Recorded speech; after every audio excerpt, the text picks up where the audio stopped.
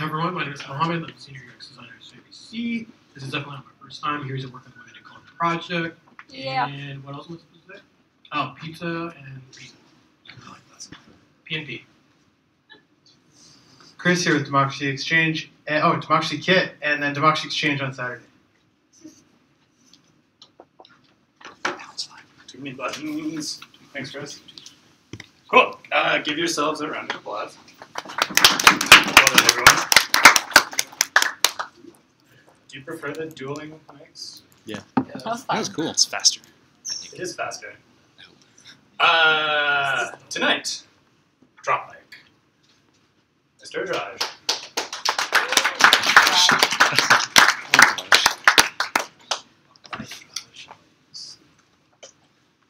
Hey everybody, how's it going?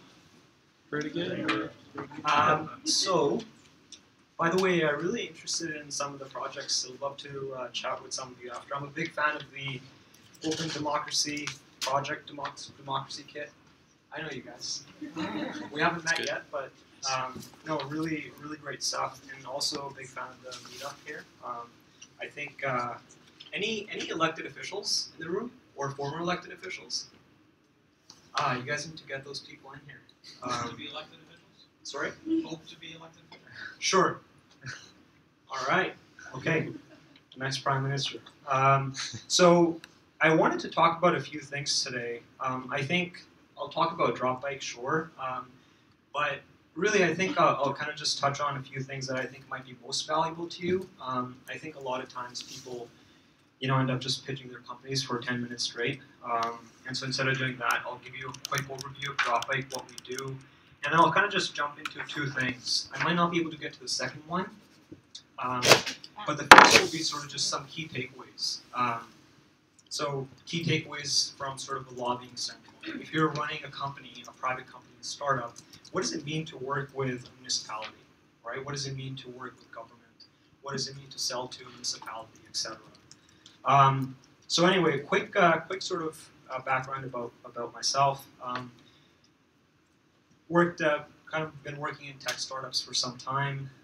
My contention at an early age was that if you can somehow manage to work in a few different categories of companies at different phases, it's ideal, right? So you have kind of the project phase of a company, really young, less than 200K, let's say, ARR, and a small team, and you're still not sure if you're going to quite make it, or you still haven't hit product market fit yet.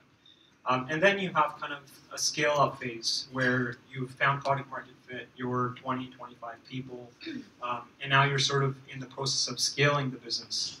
And hopefully maybe you're expanding the team and everything like that, whatever comes with that.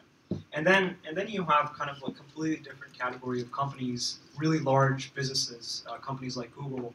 And anyway, the reason that's interesting is, sorry, I'm looking at a lot of my notes here because I want to make sure I just get through this super quickly. I only have like 10 minutes. Each category poses a very different set of challenges, right? Successful managers at Google might not be good managers in a startup, and vice versa. And factors used to motivate employees at Google might not work at a startup.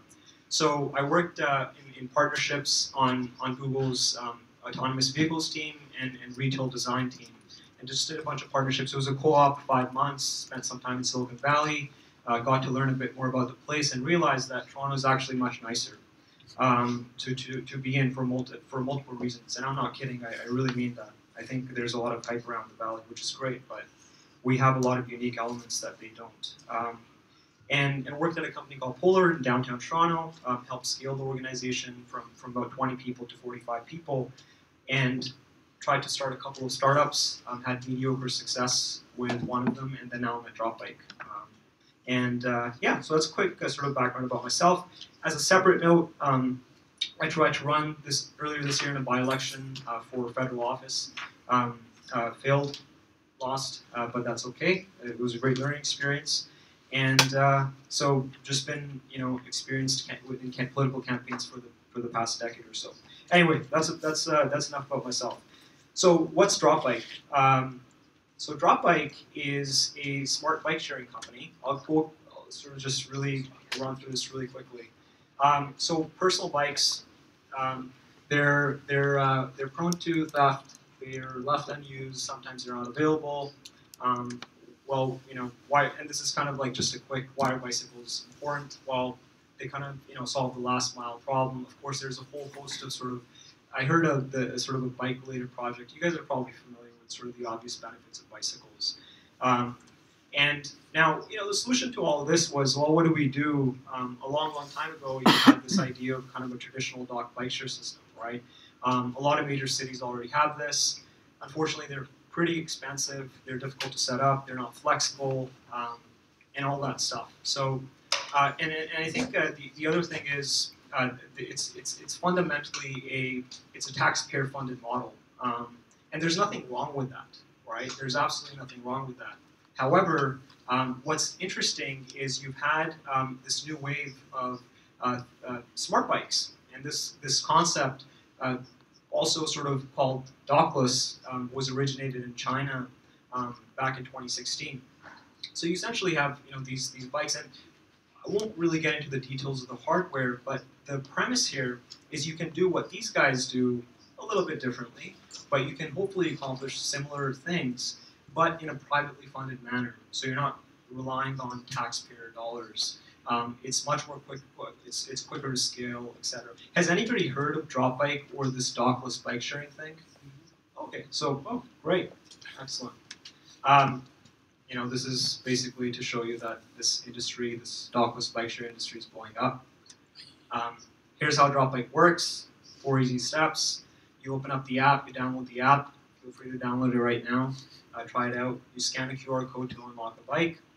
You go for a ride, and sort of the payment's taken care of in the application. So it's a very seamless process. Just a bit more about Dropbike. Anyway, I'll get right to kind of some of the learnings. So what does it mean to get a business like this to market? Well, we do a lot of things. I mean, our team is still relatively small, but we've accomplished a lot over the past few months. So I joined Dropbike in May, and we became the first company in North America to launch a partnership with a city, and that was the city of Kingston. So what does that mean? What does it mean to partner with a city, right? Well, there's a lot of things.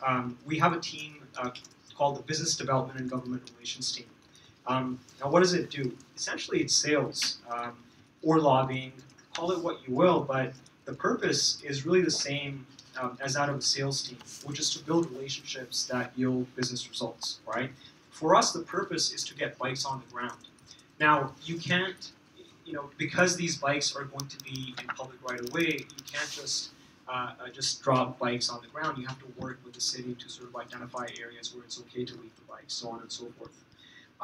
So I'll focus my conversation on just this team. There's obviously so much more to the business, like operations and marketing and everything relating to communications. We all know that, but I'll just focus on the go-to-market stuff. Now, there are some complications that don't necessarily make this a conventional sales function. In fact, sometimes calling it sales can be a bit misleading, and I'll explain why. The first is navigating a city's bureaucracy, unfortunately, is very difficult, especially relative to selling to a Fortune 500 company.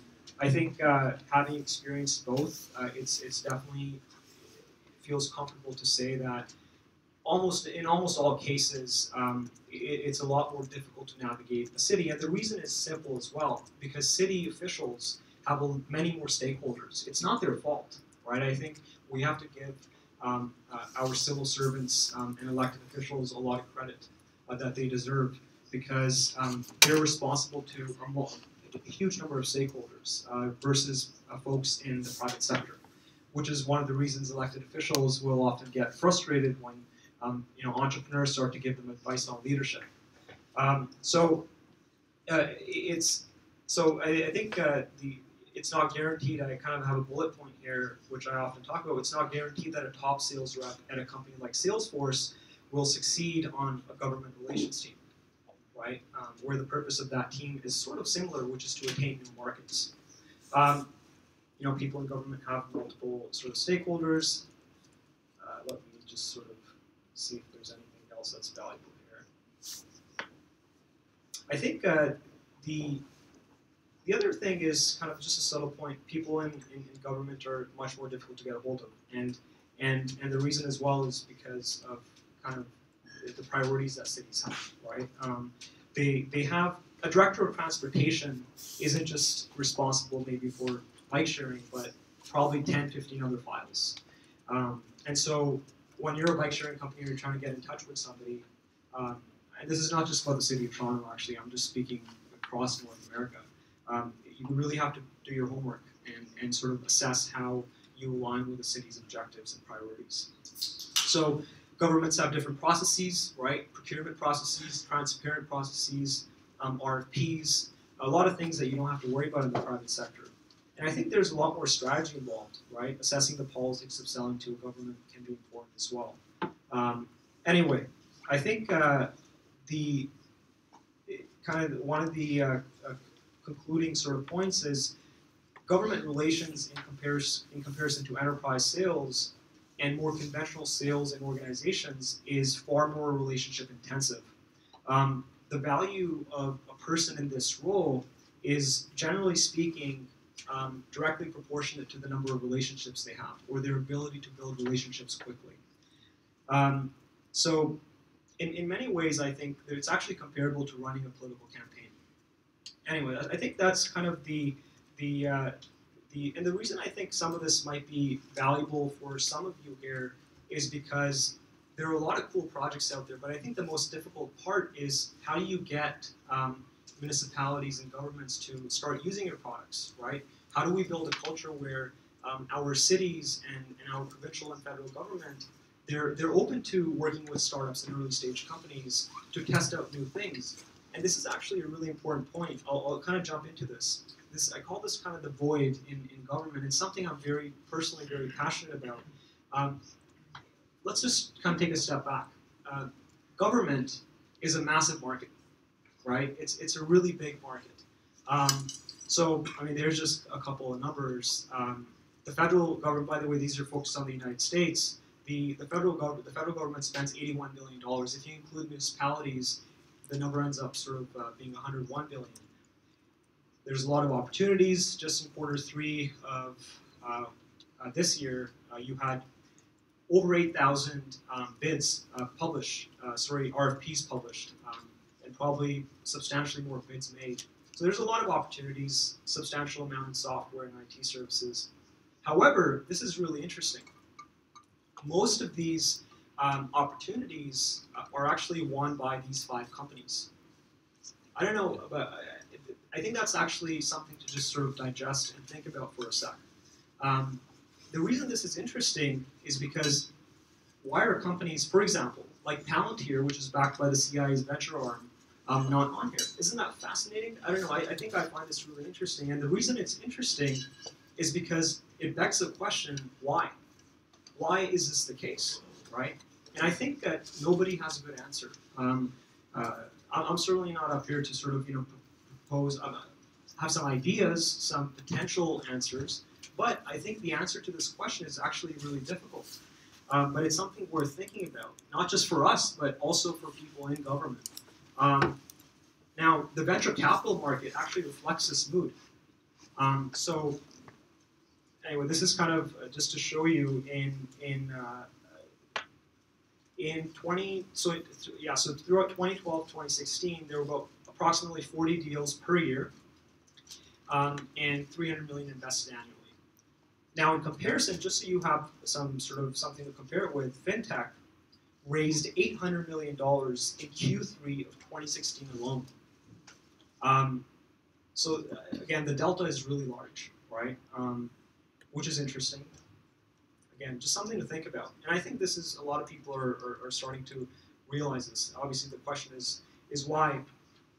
Now, I think there's a lot of myths in GovTech companies, right? I know we're in a civic tech meetup, but I think some of you might be interested in this. But the myth is there's long sales cycles. And the reason that's actually a dangerous myth is because it's not, well, first of all, it deters people from even starting something, right? And what I mean by that is, think about starting a software company, a basic sort of SaaS company. Getting a few companies to beta test your product is pretty easy. especially when you're, let's say, part of an incubator, because you tap into the alumni network, right? But what this shows is that sales cycles are actually not that long. That's really just a myth. There are exceptions. There definitely are exceptions where they are long. I have a few kind of notes here, and I'll probably just end after this and jump into Q&A or chat with all of you after. But I think there's a few interesting things at play. The first is this notion of a founder market fit, and what I mean by that is a few entrepreneurs, especially in technology, have the patience to actually deal with municipalities and government. And I don't mean that to their credit. I actually mean quite the opposite. And the reason is because municipalities don't conform to your desires quickly. Governments just don't conform to your desires quickly. And the reason, again, is because a government, a municipality, has many more stakeholders. When you're a medium-sized business, you're generally very focused. I come from a company called Polar. We had a very singular objective, which was to sell to premium publishers. And what that meant was every publishing company in the world that had 100 million or more page views per month, right? So we had this sort of focused business objective. And if you came to us with a product that you thought we should use, and you could tie that with our sort of business objectives, we would be very interested in listening to you. But when you're a municipality and you're being pulled in 100 different directions, as an entrepreneur trying to get a municipality to use your product, how do you go about that, right? It's really, it's challenging. I think an example of a lack of patience is also this culture, I think, in a lot of technology companies where there's an extreme focus on growth that compromises a necessary focus on sustainability, right? Where in the spirit of growth, you're willing to forego a lot of things. And so where, one of the kind of, if you're speaking with a venture capitalist and you're talking about your week over week growth metrics, and you just can't say 5% or 10%, well, because you're speaking with municipalities and they're difficult customers and so on and so forth, it becomes difficult to sort of make a valuable pitch, right? I know that's kind of it opposes the point I said about shorter sales cycles, but there's still something there. Anyway, I think there's the idea of political know-how, of effectively interacting with and working with government officials. I think a different way to put that is not knowing your customer, right? I think this is actually a worthwhile time to sort of address the idea of building a great team. Sidewalk Labs, which a lot of you have probably heard of by now, I think has done one of the most extraordinary jobs in putting together one of the best teams capable of building a truly great GovTech company. Because if you look at their team, every urban planners to software engineers to, led by a former deputy mayor of New York City, I think that's really interesting. And the reason that's interesting is because they really do know their customer. Just inside their team, they have people who would be making decisions on things relating to the stuff that Sidewalk is trying to get done in the first place.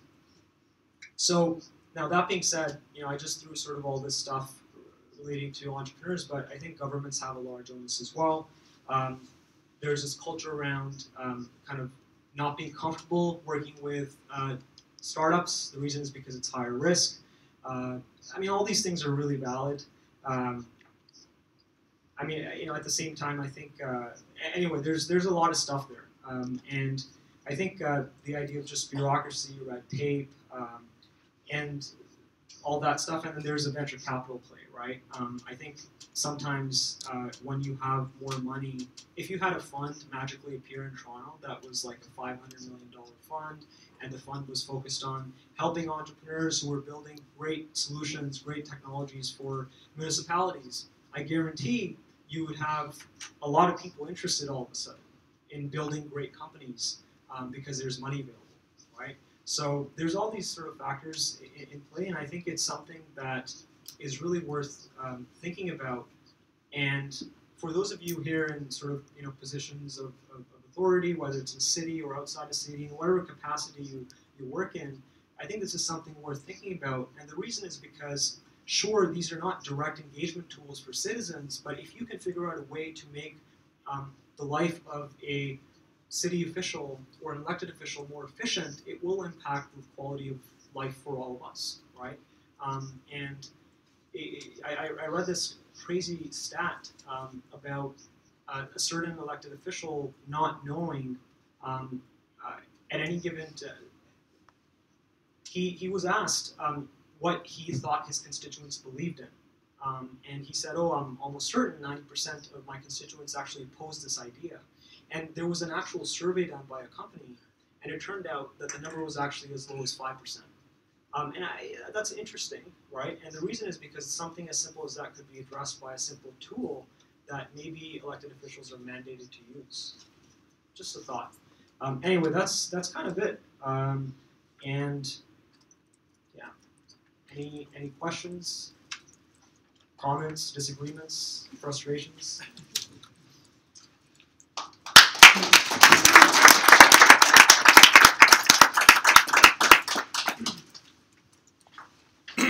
Anyone have questions? So my question is mostly around dealing with government and figuring out a balance of privacy and security. Just because working in corporate, it seems like that seems to be the gatekeeper. And I'm wondering how, with more government agencies coming online, how they're perceiving essentially information is everywhere. I can capture it, and like dealing with privacy and security around those sort of measures. That's a good question. I think from our kind of limited learning at Dropbike, and just generally just doing a lot of reading on governments, I think they care about this immensely. I mean, relative to selling to private companies, this is obviously a huge concern, and the reason is because, again, whenever you think about privacy and data rights, you're thinking about your residents, right? So I think broadly, there's a lot of concern. The standards are higher as well, but at the same time, it doesn't feel like it's a hindrance. You know, it's not something that it feels as though it's causing pain on the end of the private companies. I'm not sure if that makes sense. I think what I'm trying to get at is when you're looking at companies like Sidewalk, the privacy-related aspects there are actually far greater. I mean, far greater. When you're offering one product or one solution like Dropbike, it's far more limited, right? I mean, we collect certain sets of data that we can make available. We get into conversations about, hey, how are we collecting that data? How is that going to be made available? Who will we share that data with? So on and so forth. But when you're obviously talking about companies like Sidewalk, it's so much more sophisticated and there's so much more to it, right? I'm not sure if that answers your question, but I can. Okay, sure. Just to make sure and everyone can hear me. So thank you for that. I think one thing I am curious about is, as a private company that has all this data, and even many other companies that do have private data, what is the interest from government in terms of acquiring this data to make better decisions? Just because, at least from my perception of the government, I don't think they have all the tools or even data available, or the data that there is like Absolutely. 3 years ago or so. So that's exactly it. They're interested in data to help them make better decisions. I mean, it really comes. I'll give you an example. There's a city we've been speaking with, and they want to put down more bike racks or bike posts around the city, but they don't know where to start. And the reason is because they don't have any data on bike trips and where rides are started or ended, right? So. When you say working with government, do you draw a distinction between the civil service, the bureaucrats, and elected officials, or is it different dealing with those two groups, or do you draw that distinction? Yes, I think it's important. So when I say work with government, I do mean both elected officials and bureaucrats. I think we can get into sort of the details, but it does matter. It's really important to sort of again, know your customer, right? Who will you interact with first, and why? And you also have to remember elected officials care about certain things, while civil servants, bureaucrats might care about a different set of things. And how can you, as an organization, fulfill everybody's needs? And where do you start, right? What's the lowest hanging fruit? What's most efficient? And not just for you, but for them. And in some cases, even guiding, even lending a helping hand to sort of figure out what the process should be on their end. So it's kind of it's really difficult to apply sort of uniform principles, because it differs so much from city to city.